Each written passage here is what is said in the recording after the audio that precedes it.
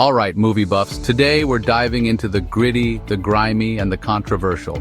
We're peeling back the layers on a film that has both shocked and fascinated audiences for decades. We're talking about a 1979 black comedy slasher film that rocked the indie film scene.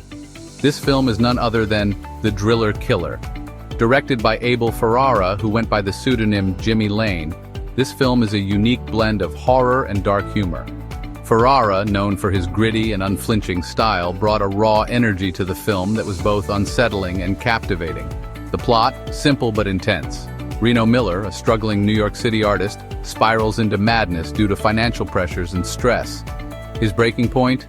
He starts a killing spree, targeting homeless people with a power drill. Yeah, you heard that right.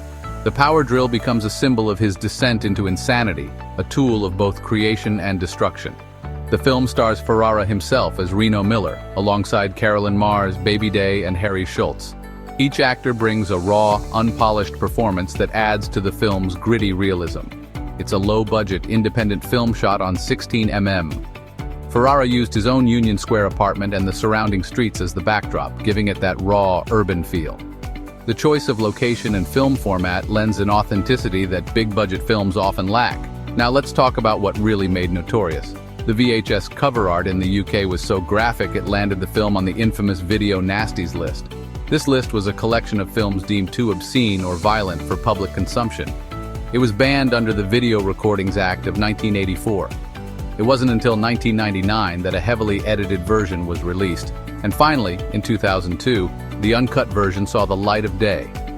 This long journey to acceptance only added to the film's mystique and allure. Despite its controversial beginnings, has earned a place in cult film history. Over the years, it has been reevaluated and appreciated for its raw portrayal of mental breakdown and urban decay. It's now recognized more as a psychodrama rather than just an exploitative slasher. It even holds a 64% approval rating on Rotten Tomatoes. Critics have come to see it as a significant piece of indie cinema. This film has had a lasting impact, influencing other media like the video game in 2015. The game's dark, gritty atmosphere and themes of madness are a direct nod to Ferrara's work.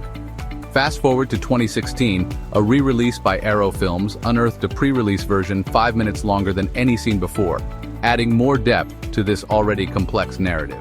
These additional scenes provide further insight into Reno's deteriorating mental state and the world he inhabits. And if that wasn't enough, several remakes have tried to capture the same gritty essence, including in 2012 and in 2020. Each remake brings its own interpretation, but none have quite matched the raw power of the original. So if you're into cult classics and controversial films, is a must-watch. It's a film that challenges you, disturbs you, and ultimately leaves a lasting impression.